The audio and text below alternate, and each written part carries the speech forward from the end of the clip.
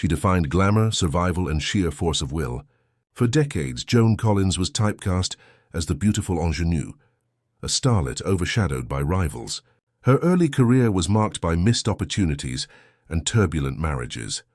But just when Hollywood declared her finished, a seismic shift occurred.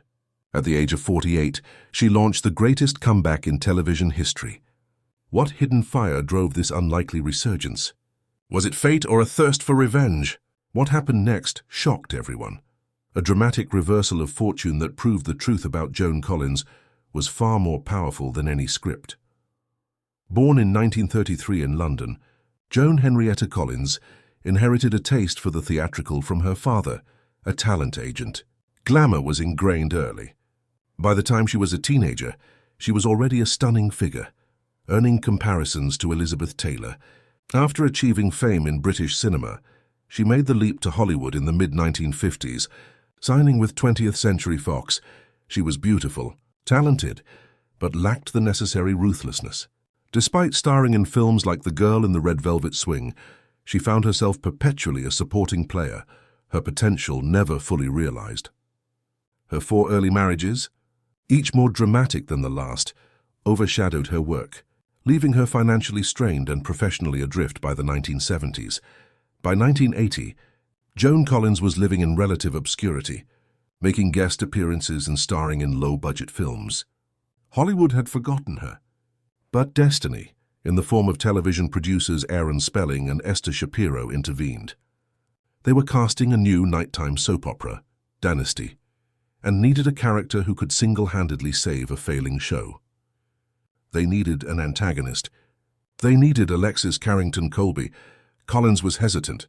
The role was secondary, the scripts were struggling, but the producers promised her creative freedom. The moment she swept onto the screen in 1981, all shoulder pads, snarls, and pure vindictive energy, the show exploded. Her lines became instantly quotable, her fights with Crystal Carrington legendary. She didn't just play Alexis. She became the show's engine. But this sudden massive fame came with a steep price. The line between the actress and the villain blurred. Was she becoming the character? Her private life was once again fodder for the relentless, hungry tabloids. The peak dramatic moment arrived in the mid-1980s when Dynasty became the #1 show in the world.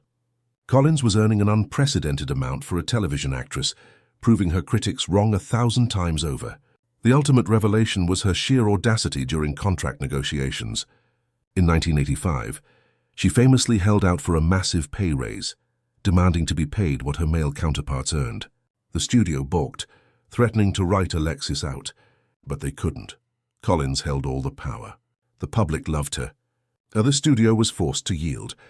This was the moment Joan Collins transcended stardom and became a powerful icon, not just a survivor but a victor.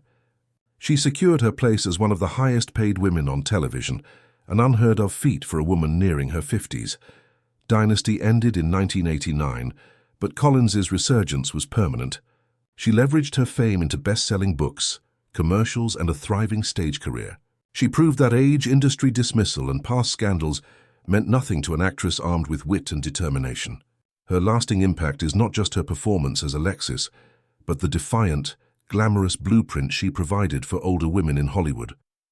She is the ultimate self-made icon who, against all odds, rewrote her own tragic script into a triumphant saga of resilience. She always bet on herself and she always won.